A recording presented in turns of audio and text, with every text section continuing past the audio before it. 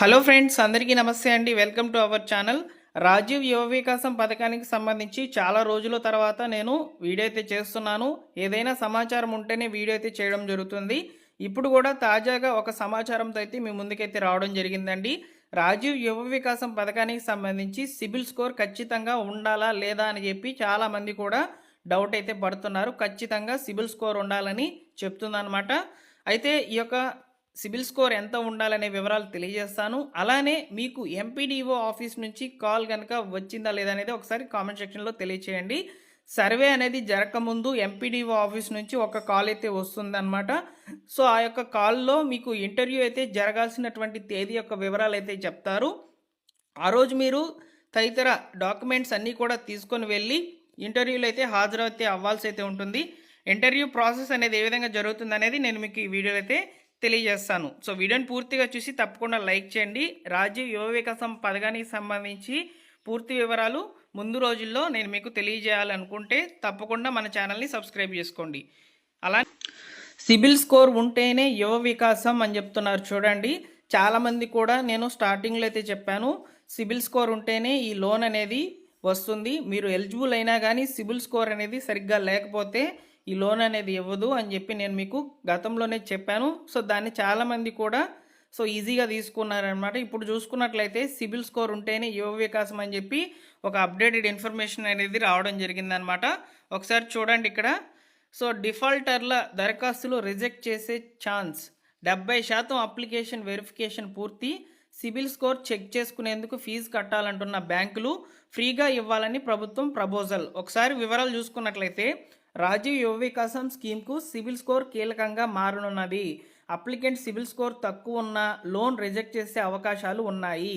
అదేవిధంగా గతంలో agriculture, housing, vehicle, personal loan తీసుకొని కట్టకపోయి డిఫాల్టర్గా మిగిలిన అలాంటి వారి అప్లికేషన్ పరిగణలోకి తీసుకోరని తెలుస్తోంది. ఎందుకంటే 16 లక్షలకు పైగా అప్లికేషన్స్ అనేటివి ఈ రాజీవ్ యువ వికాసం లోన్స్కి సంబంధించి అయితే దరఖాస్తులు అనేటివి వచ్చాయి. సో ఇందులో వడపోత చేయాలంటే స్ట్రిక్ట్ రూల్స్ అనేటివి ఫాలో అవుతేనే వడపోత అనేది కరెక్ట్గా జరిగి 5 లక్షల మంది లబ్ధిదారులను ఈజీగా ప్రభుత్వం అయితే గుర్తించడం జరుగుతుంది. ఈ పథకం సరిగ్గా వర్క్ అవుతుందన్నమాట. అందువల్ల రోజుకో రూల్ అనేది పుట్టుకొస్తుందన్నమాట. ఇప్పుడు సిబిల్ స్కోర్ అనేది రావడం జరిగింది. సిబిల్ స్కోర్ తక్కువ ఉన్న వాళ్ళను మినహాయిస్తే సుమారు 60% మంది అర్హులవుతారని అధికారులు చెప్తున్నారు. ఇప్పుడు చెప్పిన వివరాలు అన్నీ కూడా ఇదేనమాట. సో రాజీవ్ యువ వికాసం స్కీమ్ కోసం వచ్చిన ప్రతి అప్లికేషన్కు సిబిల్ స్కోర్ను బ్యాంక్ అధికారులు చెక్ చేయాల్సి అయితే ఉంటుంది. అందుకు అమౌంట్ కలెక్ట్ చేయాలని పలు బ్యాంకులు నిర్ణయించాయి. ఒక్కో అప్లికేషన్కు 100 నుంచి 200 వసూలు చేస్తున్నారు. సో ఈ యొక్క అంశంపై ఇప్పటికే ప్రభుత్వానికి బ్యాంక్ అధికారులు సమాచారం అయితే అందించారు. యువ వికాసం స్కీమ్ కోసం మొత్తం 16 లక్షలకు పైగా అప్లికేషన్స్ వచ్చాయి. ఒక్కో అప్లికేషన్కు 100 తీసుకున్న 16 కోట్ల వరకు బ్యాంకులకు రెవెన్యూ అయితే వస్తుంది. అయితే బ్యాంకులు పెట్టిన ఫీజు వసూలు ప్రతిపాదనను ఎస్సీ వెల్ఫేర్ అధికారులు డిప్యూటీ సీఎం బట్టి విక్రమార్క దృష్టి గారికి అయితే తీసుకువెళ్ళడం జరిగింది. సో ఈ యొక్క స్టేట్ లెవెల్ బ్యాంక్స్ మీటింగ్స్లో అయితే ఈ యొక్క సిబిల్ స్కోర్ చూసేందుకు ఫీజు మినహాయింపు ఇవ్వాలని బ్యాంకులను ప్రభుత్వం అయితే కోరనుందని అధికారులు అయితే చెప్తున్నారు. సో ఇక్కడ మీకు ఒక క్లారిటీ అయితే వచ్చేసింది కదా. సో ఇక్కడ సిబిల్ స్కోర్ అనేది ఖచ్చితంగా ఉండాల్సిందే అని తెలుస్తుంది. అయితే సిబిల్ స్కోర్ ఎంత ఉండాలనేది ఇప్పుడు నేను మీకు చెప్తాను, నోట్ చేసుకోండి. సిబిల్ స్కోర్ అనేది ఏ విధంగా ఇస్తారంటే ఇక్కడ సిబిల్ సంస్థ అనేది ఒకటి ఉంటుందన్నమాట. సో ఈ యొక్క సిబిల్ స్కోర్స్ అనేటివి మీరు బ్యాంకులో ఏదైనా పర్సనల్ లోన్స్ కానివ్వండి, వెహికల్ కొరకు కానివ్వండి, ఇంటి కొరకు కానివ్వండి, ఏదైనా లోన్ తీసుకున్నారు. సో వాటిని సక్రమంగా ఓవర్ డ్యూ లేకుండా టైం టు టైం పే చేస్తున్నట్లయితే మీకు ఒక స్కోర్ ఇస్తుంది అనమాట. సో ఈ వ్యక్తి ఖచ్చితంగా లోన్ తీసుకుంటే మంచిగా అయితే అమౌంట్ అనేది ప్రతి నెల కూడా పే చేస్తున్నారు అని చెప్పేందుకు ఒక స్కోర్ అయితే ఇస్తుంది. ఇక్కడ చూసుకున్నట్లయితే పూర్, యావరేజ్, గుడ్, ఎక్సలెంట్ అని ఇక్కడ 4 విభాగాలుగా అయితే ఈ స్కోర్ అనేది ఉంటుందన్నమాట. పూర్లో వచ్చేసి 300 నుంచి 550 మధ్యలో స్కోర్ అనేది ఇస్తారు. యావరేజ్ వచ్చేసి 550, 650 మధ్యలో ఇస్తారు.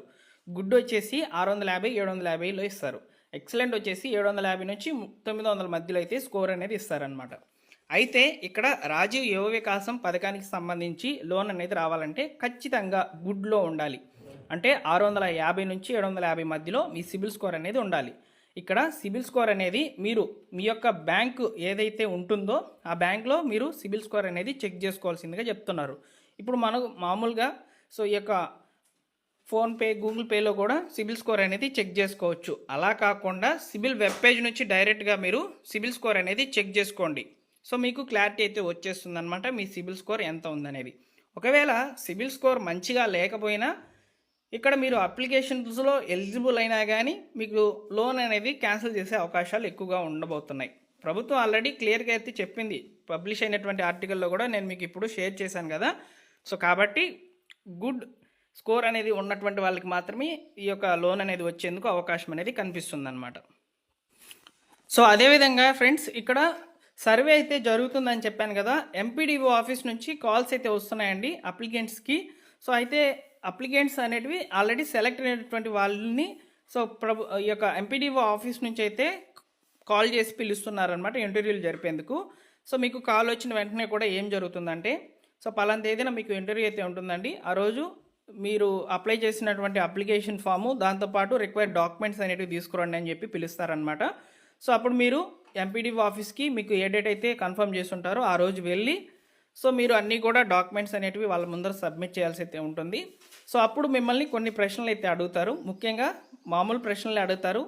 అసలు ఈ యొక్క లోన్కి మీరు ఎందుకు దరఖాస్తు చేసుకున్నారు, ఏ వ్యాపారం చేయాలని దరఖాస్తు చేసుకున్నారనే వివరాలు అయితే అడుగుతారు. అలానే మీరు ఏం చదువుకొని ఉన్నారు, సో చదువుకున్న తర్వాత మీరు ఇప్పుడు ఏం చేస్తున్నారు, ఏదైనా జాబ్ చేస్తున్నారా లేదా, ఇలా వివరాలన్నీ కూడా అడుగుతున్నారనమాట. సో అదేవిధంగా ఇక్కడ స్కీమ్ బట్టి కూడా సెలెక్షన్ అనేది జరుగుతుందండి. ఎందుకంటే 50,000 రూపాయలు, 1,00,000 రూపాయలు, 3 లక్షలు, 4 లక్షలు ఇలా 4 ఫేజ్లు అయితే ఉన్నాయి కదా అమౌంట్స్. సో ఇలా తక్కువ స్కీమ్కి అప్లై చేసుకున్నటువంటి వాళ్ళకి ఎక్కువ అవకాశం అనేది ఇవ్వనున్నట్లు తెలుస్తుంది. అలానే ఎక్కువ స్కీమ్కి కనుక అప్లై చేసుకొని కనుక ఉండినట్లయితే దానికి రీజన్ అనేది కరెక్ట్గా ఉంటేనే మిమ్మల్ని ఎలిజిబుల్ లిస్ట్లో పెడతారు. సో ఎలిజిబుల్ లిస్ట్ అనేది రిలీజ్ అయిన తర్వాత ఇక ప్రాపర్గా బ్యాంక్ నుంచి అన్ని చెకింగ్స్ అనేవి ఉంటాయండి. సిబిల్ స్కోరు, ఎన్ఓసి లెటరు ఇలా అన్నీ కూడా ఉంటాయన్నమాట. సో వీటి మీద సపరేట్గా నేను మీకు వీడియో అయితే చేస్తాను. సెలెక్ట్ అయిన తర్వాత ప్రాసెస్ అనేది ఏ విధంగా ఉంటుంది అనేది. అయితే జూన్ 2వ తేదీన కేవలం మంజూరు పత్రాలు మాత్రమే మీకు అందిస్తారు. లోన్ అనేది వెంటనే ఇవ్వరు. లోన్ కూడా 2 దశల్లో అయితే ఇస్తారని చెప్పారనమాట. సో అయితే సెలెక్ట్ అయినటువంటి వాళ్ళకి మంజూరు పత్రాలు అందించిన తర్వాత మీకు ట్రైనింగ్ అనేది ప్రొవైడ్ చేయడం జరుగుతుంది. ఆ ట్రైనింగ్ కంప్లీట్ అయిన తర్వాత లోన్ ఫస్ట్ ఫేజ్ అయితే విడుదలవుతుంది అనమాట. సో ఈ విధంగా రాజీవ్ యువ వికాసం పథకానికి సంబంధించి లేటెస్ట్గా ఉన్నటువంటి సమాచారాన్ని అయితే అందించాను. మీకు ఈ సమాచారం నచ్చినట్లయితే లైక్ చేసి మీ ఫ్రెండ్స్ అండ్ ఫ్యామిలీ మెంబర్స్ అందరికీ కూడా షేర్ చేయండి. అలానే ఫస్ట్ టైం మన ఛానల్ చూస్తున్నట్లయితే సబ్స్క్రైబ్ చేసుకోండి. మా టెలిగ్రామ్ ఛానల్లో జాయిన్ అవ్వండి. లేటెస్ట్గా గవర్నమెంట్ విడుదల చేసేటువంటి అప్డేట్స్ మీరు వెంటనే పొందేందుకు అవకాశం అనేది ఉంటుంది. Thank you for watching.